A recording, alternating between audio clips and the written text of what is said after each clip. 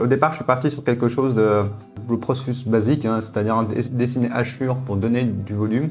Après, au fur et à mesure, je me rends compte que c'était pas l'idéal. Et ça, on se rend compte seulement quand on prend le temps de dessiner d'observation. Salut, dans cette vidéo, je te montre comment dessiner des aigles d'observation. C'est notamment pour m'entraîner à dessiner les ailes de type oiseau de mon dragon. Ouais, c'est un dragon qui a beaucoup de plumes. Aujourd'hui, ce qu'on va voir ensemble, c'est comment observer et dessiner des aigles, c'est-à-dire comment dessiner les détails tels que bec, œil, griffes et surtout les plumes. Tu vas voir, les plumes, j'ai galéré pendant 3 heures et c'est à la fin que j'ai trouvé la bonne méthode pour les dessiner en seulement 30 minutes. Tu vas voir, c'est contre-intuitif parce qu'on va dessiner avec la gomme. Donc, reste bien jusqu'à la fin pour découvrir cette technique. C'est parti! Salut, donc pour continuer dans l'illustration que je suis en train de faire, c'est un dragon ruydre que je dessine, donc c'est un dragon qui a comme ailes et bras le même membre, une partie de son corps, c'est un petit peu comme ce monstre-là, si tu peux le voir, ici, là. Donc ici, comme tu peux le voir, je suis vraiment en train d'hésiter, soit entre faire un dragon avec des ailes type chauve-souris ou de lézard, tu vois, avec des membranes comme ça, avec les doigts, ou soit je pars sur quelque chose avec un petit peu plus comme un dinosaure, mais avec des ailes et beaucoup de plumes. Ça, j'hésite vraiment. Les plumes sont vraiment importantes, même si sur les dragons classiques, il n'y a pas de plumes. Mais là, c'est un dragon de l'Himalaya. Donc l'Himalaya, il fait super froid. Donc comme les lézards sont le dragon de base, c'est un lézard ou un dinosaure, il a le sang froid, donc c'est pour ça qu'ils ne peuvent pas vivre dans les hautes montagnes. Donc c'est pour ça que je réfléchis sur, soit je lui mets beaucoup de plumes, du moins, tu sais les plumes ici, là, au moins sur la partie haute de son corps, les parties, tu sais, où ça doit être protégé, au niveau de son cœur, au niveau de ses poumons. Donc là, à mon avis, je dois avoir des plumes. Mais dans tous les cas, je suis obligé de dessiner des plumes. Donc aujourd'hui, ce que je vais faire, c'est je vais m'entraîner à dessiner des plumes. Déjà dans la partie de la tête, tu vois ici, là, c'est des plumes qui sont très petites et on a l'impression de loin, c'est des poils. Mais en fait, c'est des plumes. Donc il faut que j'arrive vraiment à bien rendre ça dans le dessin. Et tu sais, j'aime vraiment cet effet de texture là. Donc c'est vraiment ici qu'il faut que je travaille. C'est plutôt la texture que le dessin de plumes en soi. Donc c'est là où je galère et j'aimerais aussi étudier ici, là, les ailes. Donc les ailes des oiseaux sont un petit peu comme ceux des dinosaures. Donc ici, je crois un oiseau, il a que... J'ai aussi fait des recherches d'anatomie. Ici, tu as le tyrannosaure, je crois que ça s'appelle comme ça. Je me souviens plus des noms spécifiques des dinosaures. Tu vois, de regarder où on a les pouces, où on a les doigts. Donc ici, en fait, ce long membre ici, là, en fait, c'est une extension des doigts. Donc ici, on a des petits doigts, des phalanges, et ici, on a un doigt énorme. Donc ici, on a une aile de chauve-souris. Je sais que tu vois pas trop, mais tu vois ici, là, c'est les ailes sont collées à ses doigts. C'est comme si tu avais des palmes finalement, mais des grands palmes pour pouvoir voler. Et on a ici aussi qui est différent. Ça, c'est des dinosaures qui ont plutôt le petit auriculaire qui est super long. Et ils ont donc leurs griffes devant comme ça. Donc ici, j'ai quelques petites références. J'ai bien aimé cet artiste-là qui a fait les plumes qui sont très pointues comme ça. Là, ça rend, je trouve, ça rend le monstre, le dragon assez à la fois dynamique, mais aussi assez agressive. Tu vois, c'est des formes qui sont très piquantes. En termes d'anatomie, j'aime beaucoup cet artiste-là qui a dessiné cet oiseau-là. Ce dragon-là, mais mélangé avec un oiseau, avec un vautour. J'aime beaucoup le mélange entre plumes et ailes type chauve-souris. Donc moi j'aime beaucoup ça. Là ici j'ai copié un petit peu sa main, mais je suis pas fan du rendu que ça fait. Enfin, je peux passer plus de temps, mais je suis pas fan sur un dragon comme ça. Donc on va voir. Donc aujourd'hui ce que je vais faire, c'est surtout m'entraîner à dessiner les plumes d'oiseaux au style comics. Je me suis inspiré, j'ai pris quelques références pour voir comment je peux arranger les plumes, à dessiner juste en noir et blanc. Et comme ça va m'entraîner à dessiner ces ailes qui, je trouve, ça constitue... il y a sa tête qui est important et ses ailes sont très importantes aussi. C'est ces deux formes-là que je dois maîtriser absolument. Donc la dernière fois, j'ai dessiné des lézards. Et maintenant, aujourd'hui, c'est les plumes d'oiseaux. Hop, allez, c'est parti, je mets la musique. Enfin, tu l'entends pas, mais moi, je mets ma musique. Et c'est parti.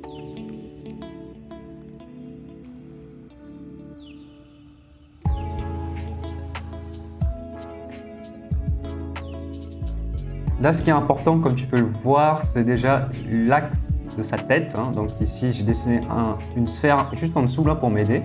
Et ensuite, je me suis imaginé, il a ses yeux ici, il a aussi ses yeux ici. Tu vois? De cette manière-là, ça me permet de vraiment bien sentir le volume qui passe par devant, sa tête ici. Et ici, là, bien placer son bec et placer cette forme-là.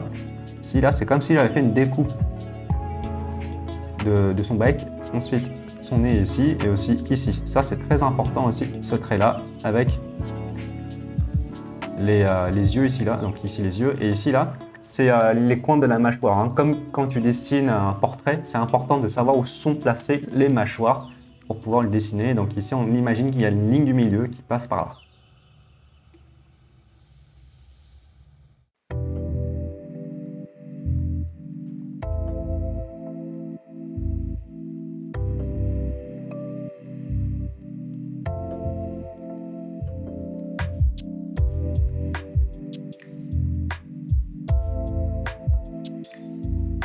Alors, petite astuce ici pour comprendre comment je dessine les ombres ici, c'est il faut juste t'imaginer que ici on a une sphère, donc l'ombre ici, en fait, on aura un arc de cercle ici, là, cette partie-là, c'est l'ombre. Donc ici on a l'iris. Donc c'est très important d'avoir cet arc de cercle-là pour qu'on puisse comprendre le volume. Hein.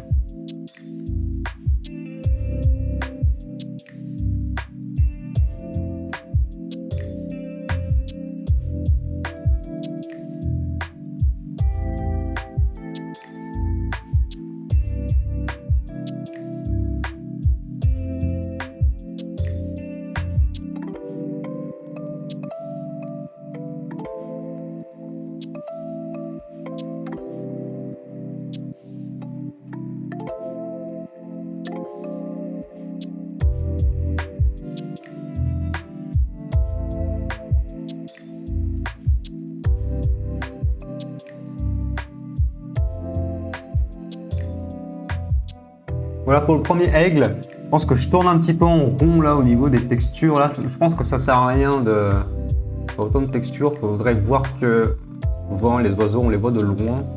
Donc ça sert à rien de rentrer en profondeur. Tout ce qu'il faut comprendre, c'est au niveau. Je pense qu'il faudrait, tu sais, pour les plumes, je pense qu'il faudrait les voir comme des poils finalement.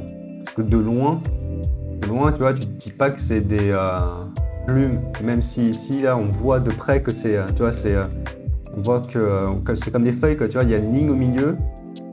Les plumes, ça fonctionne comme ça. Mais sauf que quand tu vois de très loin, tu vois pas la ligne du milieu. En quelque sorte, ça fait des poils. Ça fait des poils et...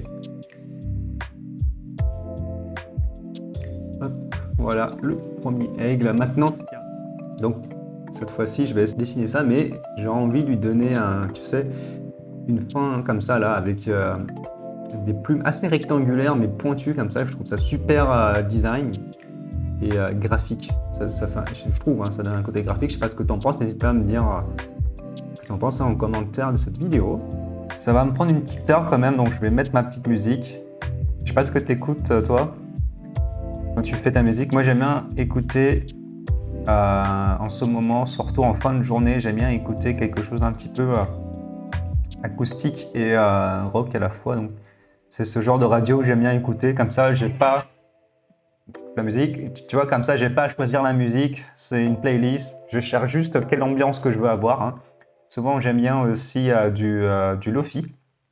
Lofi, c'est un style un petit peu posé que je mets souvent en vidéo. Tu as aussi ça, c'est du rock indé. Un petit peu, c'est bien pour le matin où tu vois, tu es dans une ambiance un petit peu lente. Et donc là, en termes de rythme, c'est parfait. Et le soir, vers la fin de journée, donc là, ici, on est vers 16h le soir. À la fin de l'après-midi, j'aime bien avoir un truc un petit peu plus rock alternative. Voire du métal parfois, mais bon, le métal, le problème du métal, c'est que ça déconcentre. Donc, on reste sur des choses vraiment bien posées pour dessiner. C'est parti.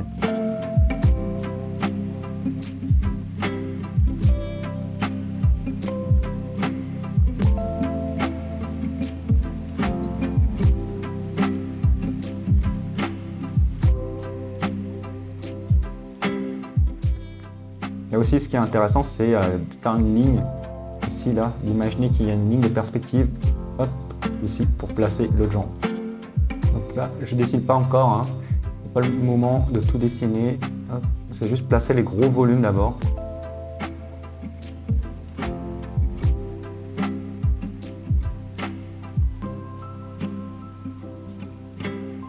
Voilà, la ligne est faite. La ligne est faite. On peut passer à l'ancrage. Ce que j'aime bien, ça va m'entraîner à dessiner les textures ici, là. Comme tu peux le voir ici, il y a deux types de plumes, hein. Il y a des plumes qui sont très fins et tu as des plumes que j'ai l'impression ont d'autres formes. Donc ici, on a des plumes qui sont très piquants, là, au niveau de sa tête.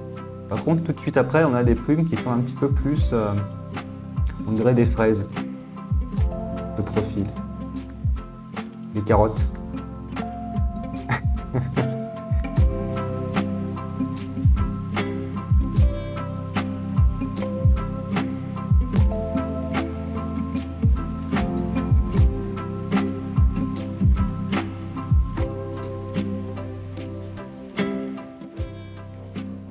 Alors ici, les pattes d'oiseau, c'est comme les doigts humains finalement. On a un os ici, on a un os ici, on a un os ici, enfin une articulation pardon. Ici on a, donc du coup là, ça c'est un os. Hop. Et ça fait ça, et donc hop. Donc en quelque sorte quand tu dessines des doigts, ici on a du gras, ici on a du gras, et là on a des parties osseuses. Donc un doigt ça ressemble à ça. Hop. Voilà, brièvement évidemment, je te l'ai dit vite. Hein. Tu vois, donc c'est pareil en fait ici pour les oiseaux. Donc il faut vraiment imaginer que c'est une accumulation de volume en fait. Tac. Tu vois, c'est quand tu décomposes les formes en volume, c'est beaucoup plus simple. Et ça te permet de styliser aussi le dessin. Là, je l'ai mal dessiné, il est plus par là, plus bas ici. Voilà. Après c'est des pattes d'oiseau. Il y a peu de gens qui savent à quoi ça ressemble les pattes d'oiseau, donc si tu te trompes, c'est pas très grave non plus, ça se remarque pas.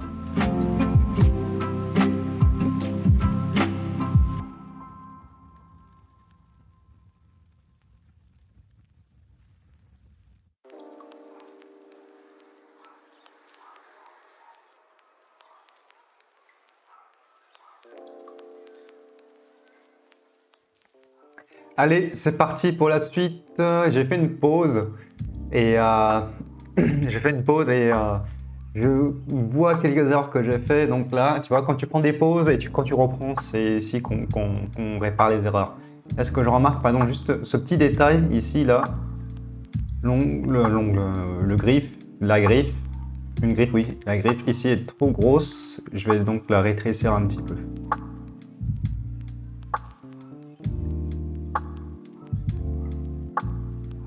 Donc comme tu peux le voir, il n'y a pas vraiment de secret pour dessiner les ailes, les choses complexes.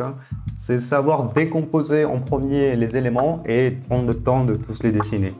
Il n'y a pas vraiment de technique de hack, technique en 10 étapes, quoi que ce soit. C'est comprendre la forme et la dessiner. Alors, aujourd'hui c'est un nouveau jour. J'ai pas continué à dessiner hier, donc c'est un nouveau jour pour moi. Donc je te dis salut. Salut, et enfin, j'ai cette impression, à mon avis, toi, tu verrais successivement les séquences. Donc, pourquoi je me suis arrêté hier, c'est important que tu le saches, je raconte ma vie. C'est-à-dire que je commençais à avoir mal au dos et je me suis arrêté. Pourquoi ça? C'est parce que le fait d'avoir mal, ça rend le dessin à la fois mauvais, on va dire, parce que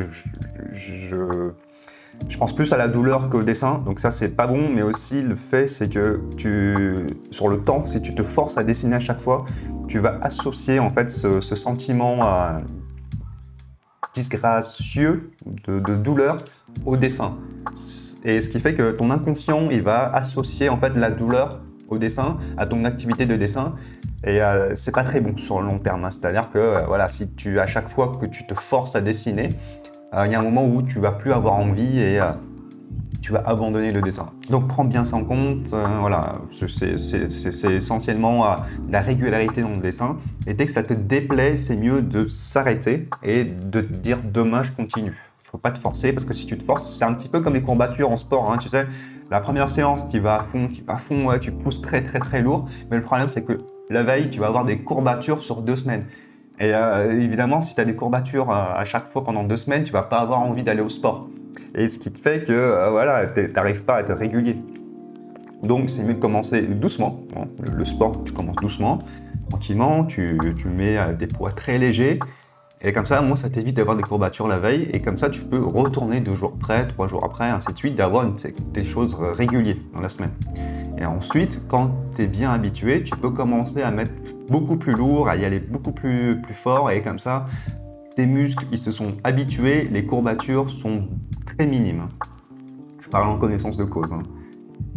D'ailleurs, si tu aimes bien ce type de vidéo, de petits conseils, de me voir en train de dessiner en direct, n'hésite pas à me le dire en commentaire ce que tu en penses de, on va dire, ce format de vidéo. J'aime beaucoup parce que ça, à la fois, je te montre ce que je fais et aussi c'est rapide en termes de montage vidéo.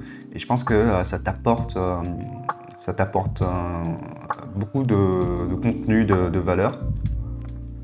Et donc, n'hésite pas à me le dire en commentaire ce que tu en penses.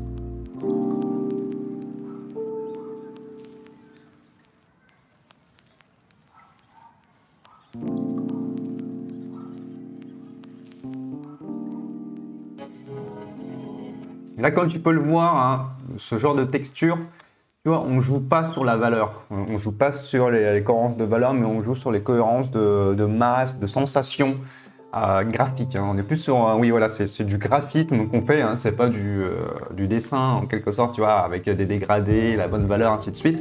Certes, il y a des parties où, par exemple, cette partie-là, c'est dans l'ombre, mais tu vois, je vois ça comme quelque chose de graphique et je traite plus comme le dessin de comics.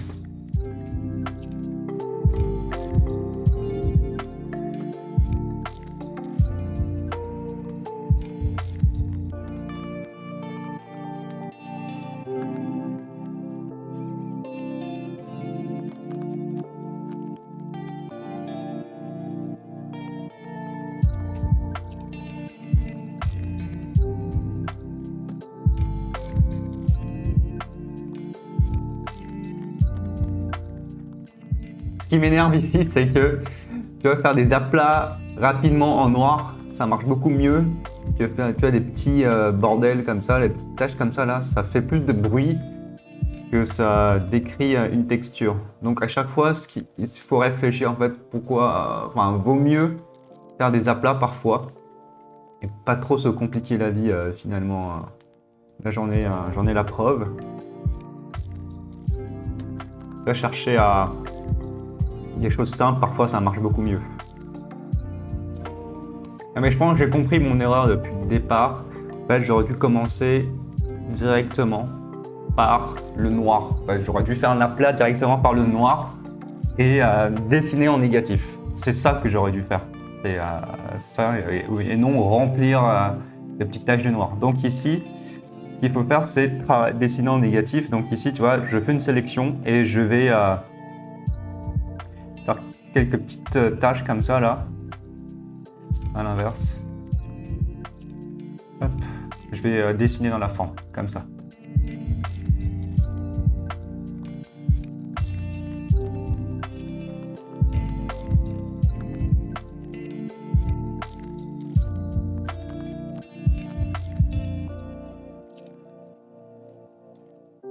Voilà. Déjà, c'est mieux, tu vois. Visuellement, ça, c'est mieux, tu vois, alors que c'est juste un aplat que j'ai fait. Et c'est là où on va creuser, on va dessiner des petits trucs tout simples comme ça. C'est beaucoup plus rapide. C'est pour ça que j'aime bien dessiner en aplat. Hein. N'hésite pas à regarder ma vidéo sur créer du volume sans dégrader. Et en fait, le but de faire ça, c'est en réfléchissant en aplat. Et par l'aplat, tu vas créer beaucoup plus de volume d'une manière beaucoup plus simple. Et beaucoup plus réaliste. C'est ça qui est contre-intuitif, c'est que le dégradé, généralement, ça casse le volume parce que c'est dur à faire des transitions. Alors que quand tu fais des aplats, en fait, ça va aplatir une zone et faire ressortir une autre. Et c'est ça qui crée le volume. C'est l'illusion d'une manière très basique.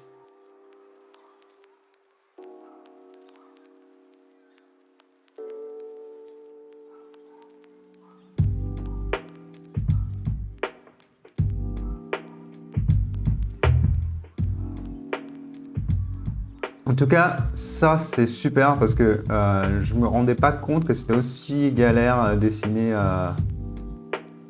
les plumes. Tu vois, au départ, je suis parti sur quelque chose de basique, enfin le processus basique, hein, c'est-à-dire dessiner hachure pour donner du volume. Après, au fur et à mesure, je me rends compte que c'était pas l'idéal. Il fallait dessiner en négatif. Et ça, on se rend compte seulement quand on prend le temps, hein, de dessiner d'observation.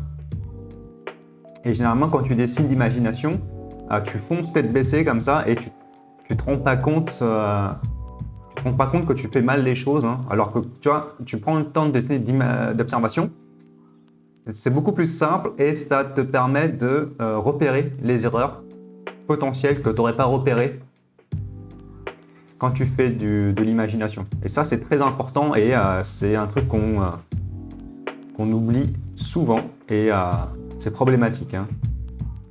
Et moi, je n'avais pas rencontré ces problématiques-là quand j'ai dessiné mon dragon, parce que je pataugeais sur l'anatomie, je pataugeais sur des choses un petit peu inutiles, on va dire, et j'aurais pas remarqué que c'était si compliqué. Enfin, j'aurais pas trouvé une bonne manière de dessiner les plumes. Je les ai dessinés un petit peu n'importe comment. Voilà mon aigle. J'espère que ça t'aura plu cette vidéo-là, comme d'habitude, hein. N'hésite pas à me dire ce que tu en penses. La prochaine vidéo, ça sera encore un entraînement, ça sera des dessins de dinosaures et de chauves-souris. Et n'hésite pas à t'abonner et regarde d'autres vidéos sur ma chaîne, notamment sur le dessin avec des lézards, qui serait intéressant si tu l'as pas vu la vidéo. Donc c'est le même principe que cette vidéo-là. Ça te montre comment moi je m'entraîne, notamment c'est intéressant de voir les lézards parce que j'utilise des volumes simples pour les dessiner. Et ça, c'est très important de voir comment ça fonctionne. Je pense que ça peut vraiment t'aider dans ton dessin d'observation. Ici, on était plus sur la texture, donc c'est vraiment différent. Donc, je t'invite vraiment à regarder la vidéo et je te dis à la prochaine vidéo. Salut!